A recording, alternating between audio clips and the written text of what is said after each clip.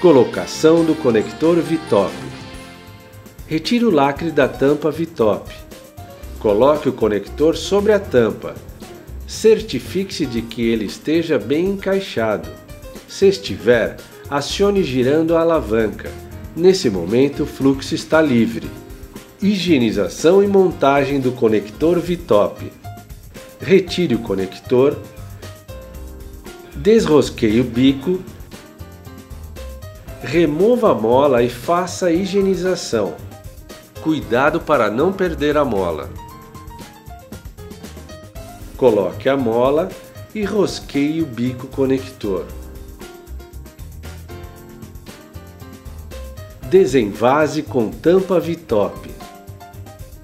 Quebre o picote da caixa até encontrar a válvula de desenvase.